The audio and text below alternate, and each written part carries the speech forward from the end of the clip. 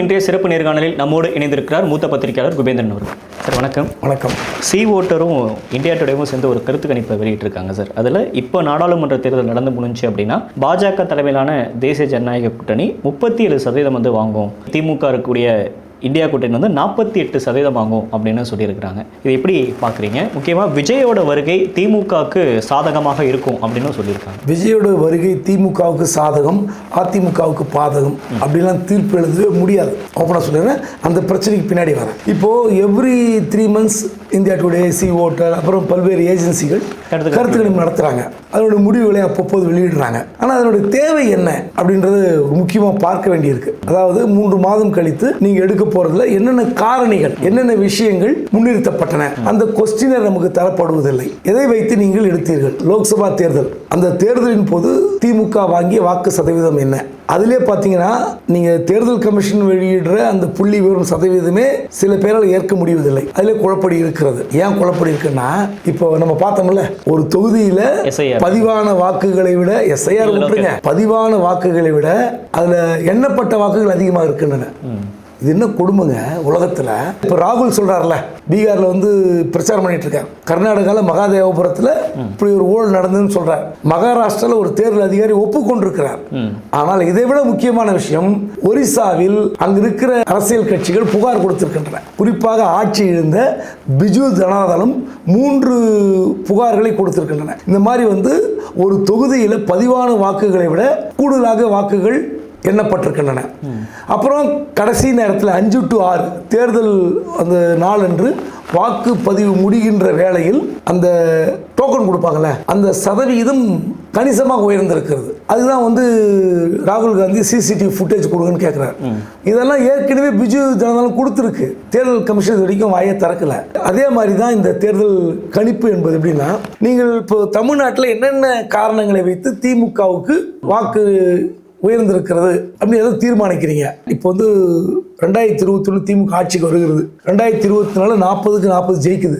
ஆனால் இப்போ சமீப காலமாக ஏற்பட்டிருக்கிற சிக்கல்கள், சொத்து வரி உயர்வு, மின்கட்டண உயர்வு, சட்டம் ஒழுங்கு பிரச்சனை, அதுக்கப்புறம் மக்களுக்கு ஏற்படுகிற சராசரியான அன்றாட பிரச்சனைகள், இதெல்லாம் வைத்துக்கொண்டு எப்படி வந்து மக்கள் வாக்களித்தார்கள், எவ்வளோ சாம்பிள், எந்தெந்த ஊரில் எடுத்தீங்க, முழுக்க நகர்ப்புறமா அல்லது முழுக்க கிராமப்புறமா, எப்படி மிக்ஸ் பண்றீங்க? இல்ல சார், இந்த ஆன்டி இன்கம்பன்சி அப்படின்னு சொல்றீங்கல்ல, அது எல்லா கவர்மெண்ட்லயும் வரதுதான். பட் அது வந்து ஒரு வேவா மாறினாதானே மக்கள் கோவமா இருக்காங்க, அரசாங்கத்து மேல பயங்கரமான அதிருப்தியில் இருக்காங்க அப்படின்ற மாதிரி வரும். ஆனா இங்க அப்படியெல்லாம் இது இல்லை, ஸ்மூத்தா தான் இருக்கு. 10 வருடம் அதிமுக ஆட்சி, அந்த ஆட்சி வந்து வீட்டுக்கு போகணும். நானும் பல விவாதங்களை பேசினேன், இல்லைன்னு சொல்ல.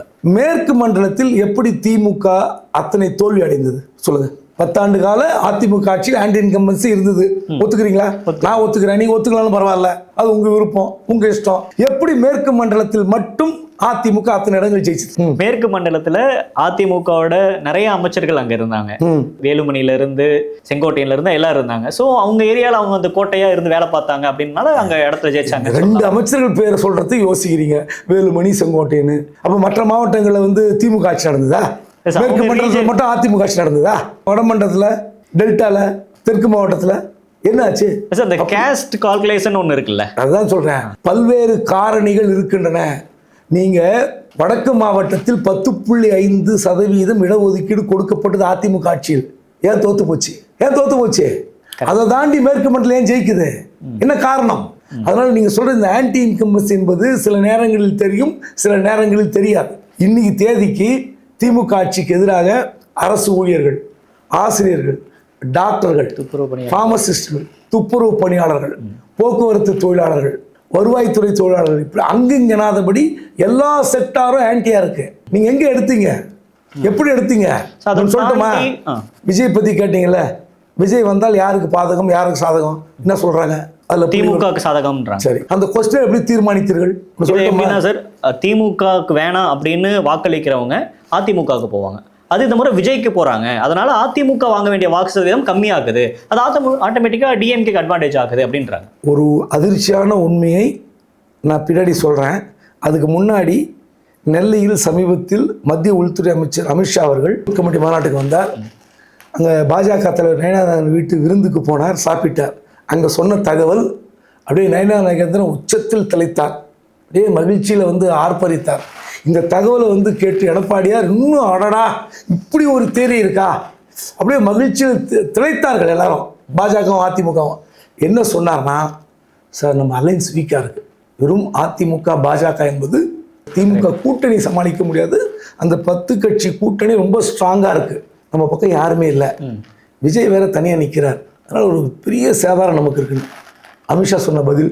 நீங்கள் யாரை வேணால் கேட்டுக்கலாம், நயினாரை கேட்டுக்கலாம், பாஜகத்தில் யாராவது கேட்கலாம், இது பொய்யன்னா என்கிட்ட திரும்ப வந்து போயிட்டு எடுங்க, நான் திரும்ப சொல்கிறேன். ஓகே, நான் விட்னஸோட அப்படின்னு சொல்கிறேன். ஏன்னா முதல்ல சொல்லிட்டோம்னா அவங்க இல்லைன்றுவாங்க. ஓகே, திமுகவுக்கு மட்டும்தான் உளவுத்துறை இருக்கா? எங்களுக்கு உளவுத்துறை இல்லையா? எங்களுக்கு ஐபி இல்லையா? எங்களுக்கு சர்வே எல்லாம் இல்லையா? நாங்கள் ஏஜென்சி வச்சு எடுக்க மாட்டோமா? விஜய் வாங்குகிற அனைத்து ஓட்டுகளும் திமுகவுக்கு தான் பாதகம். யார் சொல்கிறா? அமித்ஷா. இது எந்த கணக்கு சார்? யார் போய் கேட்கறது? இப்போ நீங்கள் இப்போ இந்த ஓட்டரும் இந்தியா டுடே போய் கேட்பீங்களா? இந்த விஜய் எந்தெந்த மாவட்டத்தில் எந்தெந்த நகர்ப்புறத்தில் வாங்கினார் காட்டுங்க. எப்படி திமுக ப்ளஸ் எப்படி அதிமுக மைனஸ் காட்டுங்க, சொல்லுவாரா? இந்த ஏஜென்சி சொல்லுமா? அதே தான் அமித்ஷாவும் கேட்க முடியுமா? ஏஜென்சியே கேட்க முடியாது. அமித்ஷா போய் கேட்பீங்களா? முடியாது. அவர் சொன்ன தகவல், விஜய் வாங்குகிற வாக்குகள் திமுகவுக்கு பாதகம், நமக்கு ஒன்றுமே இல்லை, anti incumbency, minority and first time voters, இவங்க எல்லாருமே டிஎம்கேக்கு அகைன்ஸ்டாக இருக்காங்க, அவங்க அங்கே போட போகிறாங்க. So DMK alliance, DMK out, நம்ம ஜெயிக்க போகிறோம் அமித்ஷா சொல்கிறார். இது நம்புறதா நம்பாமல் போகிறதான்றது எலெக்ஷனுக்கு அப்புறம் தான் தெரியும். சார், எனக்கு ஒரு டவுட் இருக்குது. இப்போ திமுகவோட எதிர்ப்பு வாக்குகள் தானே அதிமுகவுக்கு போகுது. அதை வந்து இன்னொருத்தர் ஒரு பிளேயர் போய் இன்னும் ஃப்ரெண்டில் நின்று வாங்குறாரு அப்படின்னா அது அதிமுக பலவீனமாக தானே போகும். அதுதாங்க என்ன கால்குலேஷன் நம்ம சொல்கிறோம். திமுக ஒரு 10 கட்சி கூட்டணியில் இருக்குது. ஆன்டி இன்கம்பன்சி இருந்தாலும் இந்த அலைன்ஸ் கால்குலேஷனில் திமுக ஜெயிக்கும். இது ஒரு தியரி. என்னதான் வீக்காக இருந்தாலும் அலைன்ஸ் கணக்குப்படி 2+2 4 அந்த கணக்குப்படி திமுகவுக்கு ஒரு பர்சன்டேஜ், காங்கிரஸுக்கு ஒரு பர்சன்டேஜ், விடுதலை சிறுத்தை, மதிமுக, அப்புறம் இன்னும் பிற கட்சிகள் எல்லாம் சேர்ந்தீங்கன்னா ஸ்ட்ராங்காக இருக்குது அப்படின்ற தியரி. ஆனால் அமித்ஷா சொன்ன கணக்கு நான் என்ன ஆச்சரியம் வைக்கிறது, என்ன சார் நம்மளுடைய ஐபி ரிப்போர்ட் வேற சொல்லுது, தைரியமாக இருக்குன்ட்டாரு. இதை போய் எடப்பாடி கிட்ட பாஸ் பண்ணுறாங்க. எடப்பாடி ரொம்ப ஹாப்பியாக இருக்காரு, ஓ இப்படி ஒரு தியரி இருக்கான்னு. ஆனால் உண்மையில் என்ன தெரியுங்களா, ஒரு அதிர்ச்சியான தகவல் சொல்கிறேன்ல, ஃபர்ஸ்ட்ல சொன்னீங்க, வட மாவட்டத்தில் மற்ற இடத்தை விட மத்திய மாவட்டங்கள், தென் மாவட்டங்கள், மேற்கு மாவட்டங்களை தவிர வட மாவட்டத்தில் விஜயோட வாக்கு வங்கி உயர்ந்திருக்கிறது. முதல் முறையாக பதிவு பண்ணுறேன். இது வரைக்கும் நான் எங்கேயும் சொன்னதில்லை, என்னுடைய சேனலில் சொன்னதில்லை, எந்த விவாதத்திலையும் சொல்ல, முதல் முறையாக பதிவு செய்கிறேன். விஜயோட வாக்கு வங்கி சென்னை உள்ளிட்ட வட மாவட்டங்களில் கணிசமாக இருக்கிறது. இப்போதைய நிலவரப்படி சொல்றீங்க. சமீபத்தில் ஒரு ஏஜென்சி சர்வே எடுக்கிறாங்க. அந்த சர்வேல வட மாவட்டத்தில் விஜய்க்கு வாக்கு வங்கி உயர்ந்திருக்கிறது. திமுக ஆளுங்கட்சி இப்போ அதான் கேட்குறேன். ஓட்டர் இந்தியா டுடே வட மாவட்டங்களை மட்டும் நாளைக்கு வெளியிட சொல்லுங்க, இல்லை 10 நாள் கழிச்சு வெளியிட சொல்லுங்க, இல்லை உங்களுக்கு முயற்சி இருந்தால் அந்த ஏஜென்சியை பேட்டிடுங்க. நீங்கள் வட மாவட்டத்தில் இருக்கிற ரிப்போர்ட்ஸ் காட்டுங்கன்னு. சென்னைக்கு வெளியே தொடங்குகிற வட மாவட்ட எல்லையிலிருந்து கடலூர் சிதம்பரம் வரை, திருப்பத்தூர் வரை, இந்த பக்கம் எல்லாம் எடுத்து பார்த்தீங்கன்னா 17, 18, 16 போயிட்டுருக்கு. மற்ற ஊர்லாம் 10 கீழே இருக்குது. மற்ற மாவட்டங்களில் டெல்டாவில் ஒன்றுமே கிடையாது. டெல்டாவில் ரொம்ப மோசமாக இருக்குது விஜய் கட்சி. சவுத்தில் கொஞ்சம் ஓகே, மேற்குலேயும் ஓகே. வட மாவட்டங்களில் ஒரு தொகுதியில் 20 தொற்றுருக்கு.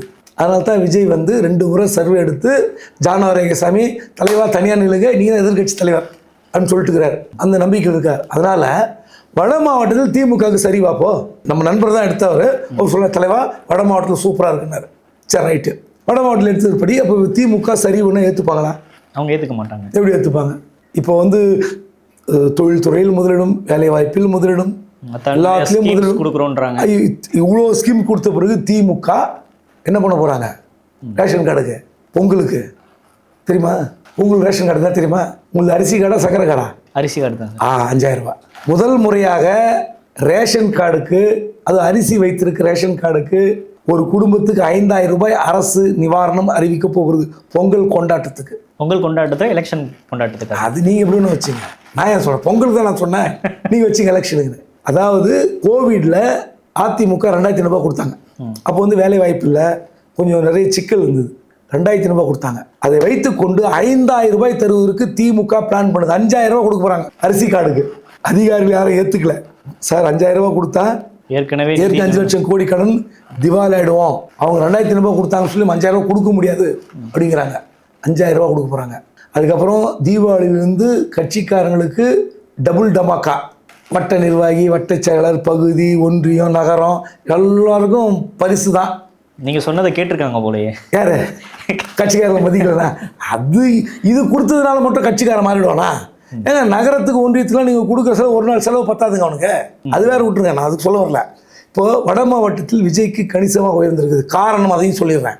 இப்போ திமுக வீக்கா இருக்கான்ல, பாட்டாளி மக்கள் கட்சியின் வாக்குகள் விஜய்க்கு போகிறது, விடுதலை சிறுத்தை கட்சிகளுடைய வாக்கு விஜய்க்கு போகிறது, நாம் தமிழருடைய கட்சி வாக்குகள் விஜய்க்கு போகுது. நான் வட மாவட்டங்கள் மட்டும் சொல்றேன். புரியுது சார், புரியுது. இந்த இடத்துல தான் 10லேருந்து 12, 13, 14, 16 போகுது. 2-3 தொகுதியில் 20 தொடுது.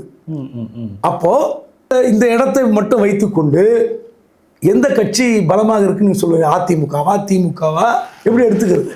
அதனால இந்த கருத்து கணிப்புகள் அனைத்துமே அந்தந்த நேரத்தில் மாறக்கூடியது. இப்போ பாட்டாளி மக்கள் கட்சிக்கு ஒரு பெரிய சலசலப்பு இருக்கு. ஸோ அதனால் அங்கே இருக்கிற தொண்டர்கள் யாருக்கு ஓட்டு போடுவான்னு தெரில.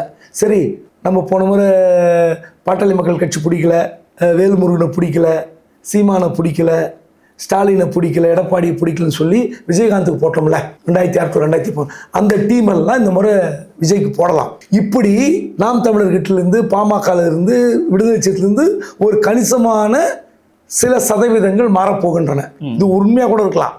ஆனால் இதை வைத்துக்கொண்டு விஜய் அதிமுகவுக்கு தான் பாதகம், திமுக எப்படி தீர்மானிப்பீங்க சொல்லுங்க? ஹைபோதட்டிக்கான கொஸ்டின் தான். இதுதான் நான் சொல்றேன். சி ஓட்டர்ஸும் இந்தியா டுடேவும் வட மாவட்டங்களில் என்ன மாதிரி கொஸ்டினர் செட் பண்ணாங்க? பாட்டாளி மக்கள் கட்சி வாக்கு யாருக்கு போறது? திமுக, அதிமுக. நாம் தமிழர் கட்சியிலிருந்து பிரிகிற வாக்கு யாருக்கு போறது? இதெல்லாம் விசாரிச்சாங்களா? இதெல்லாம் அந்த கொஸ்டினர் இருக்குமா? நீங்க மேற்கு மண்டலத்தில் வேற கணக்கு. மேற்கு மண்டலத்தில் பாஜகவும் அதிமுகவும் வலிமையாக இருக்கிறது. இப்போ அங்கே பார்லிமெண்ட்ல 40 ஜெயிச்சாங்க. உள்ளாட்சியில் திமுக கோல் வச்சு, இது நான் மறுக்கவே இல்லை. ஆனால் இந்த முறை செந்தில் பாலாஜி அவர் கணக்கு வைத்திருக்கிற அவரோட ஸ்கீம் ஓரளவுக்கு சக்ஸஸ் ஆகும். ஏன்னா அவர் இப்போவே சூப்பர் டூப்பர் ஸ்கீம் போட்டு வச்சுருக்கார். அவருக்கு ஒதுக்கப்பட்ட தொகுதிகளில் என்ன மாதிரி ஸ்கீமு எப்படின்றது சும்மா டெய்லி மைக்ரோசாஃப்ட் ஓனர் மாதிரி, எலான் மஸ்க் மாதிரி டெய்லி அப்டேட் பார்த்துட்டு இருக்காரு. மேபி அவருக்கு ஒன்றா சக்ஸஸ் ஆகலாம். ஆனால் பல தொகுதிகளில் சிக்கலாக இருக்கும்.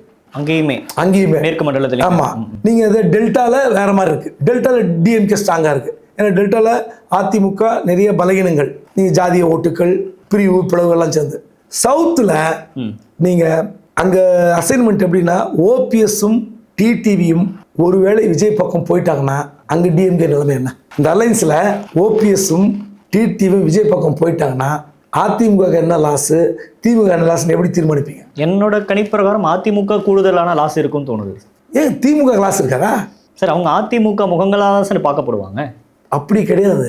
நீங்கள் 2 விஷயங்கள் இருக்குது அந்த இடத்துல. நீங்கள் மைனாரிட்டி ஓட்டு, மெஜாரிட்டி ஓட்டு, இந்த சமூகங்கள்லாம் இல்லை, திமுக லாஸ் ஆகும். அதனால் நீங்கள் எதுவுமே இப்போ இந்த கருத்து கணிப்பை வைத்துக்கொண்டு எதுவுமே பேச முடியாது. நீங்கள் டிசம்பர் மாதம் என்ன மாதிரி அலையன்ஸ் கால்குலேஷன் நடக்கும், ஜனவரியில் எப்படி டர்ன் அவுட் ஆகும்? சார், ஒரு பக்கம் ரூம் ஃபுல்லாக இருக்குது, அங்கே எல்லாரும் சேஃபாக இருக்காங்க, அவங்களுக்கான விஷயங்கள்லாம் பேசி வாங்கிட்டாங்க. இன்னொன்று அதிமுக விஜய் என்ன ரோல் ப்ளே பண்ண போகிறாங்க அப்படின்றத பொறுத்தா இருக்குது, சீமான் என்ன பண்ண போகிறாருன்றதை பொறுத்தா இருக்குது. அப்படி பார்க்குறப்ப நம்ம என்ன 2 பேர் என்ன பண்ண போகிறாங்க அப்படின்னு அவங்களோட மூவ்மெண்ட்டை வாட்ச் பண்ணால் போதும் இல்லை? அதிமுகவும் விஜயும். இப்போ அமித்ஷா அப்படி சொல்லியிருக்காருல்ல, 2 தியரி. என்னுடைய கணிப்பு யூகம் தவறாக போகலாம், இல்லை சரியாக இருக்கலாம். உடனே இதான் 2 தானே நடக்கும், இதான நீ சொல்கிறேன்னு கேட்கலாம். ஆனால் இதில் இருக்கிற உண்மைத்தன்மையை மக்கள் புரிந்து கொள்வார்கள். இப்போ இந்த வீக்கான அலைன்ஸை பாஜக ஏன் விரும்புது? திமுக ஆட்சிக்கு வரக்கூடாது என்று விரும்பினால் வெறும் அதிமுக பாஜக கூட்டணி வைத்துக்கொண்டு பாட்டாளி மக்கள் கட்சி உடைந்து போயிருக்குது. தேமுதிக இங்கேயே அங்கேயான்னு இருக்கு. அதே ராஜ்யசபா கன்ஃபார்ம் சீட்டு கொடுத்தாங்களே ஏடிஎம்கே, அதே கன்ஃபார்ம் சீட்டு இங்கே லெட்டர் பேட் இங்கே கொடுத்தா இங்கே வந்துடும். டிஎம்கே கொடுத்தாங்கன்னா சொல்கிறீங்க? டிஎம்கே கொடுத்தால் இப்போ எடப்பாடி கொடுத்தார்ல, அது மாதிரி அதே மாதிரி ஒரு அத்தாட்சி பத்திரத்தை திமுக கொடுத்தால் தேமுதிக வந்துடும். ஏன்னா இங்கே பேமெண்ட் வெயிட்டாக இருக்கும், அங்கே பேமெண்ட் கம்மியாக இருக்கும். 2ம் கன்ஃபார்ம் ராஜ்யசபா சீட்டு. புரியுதுங்களா? ஸோ அதனால் கூட்டணியை உடைப்பதில் திமுகவுக்கு நிறைய அட்வான்டேஜ் இருக்குது. அப்போது அதிமுக மைனஸாக இருக்கும்போது பாஜக அதிமுகவுடன் சேர்ந்து எப்படி ஜெயிக்கும்? என்ன அர்த்தம்னா, அமித்ஷா சொன்ன கணக்கு என்னன்னா, பாஜகவையும் அதிமுகவும் நம்ப வைப்பது.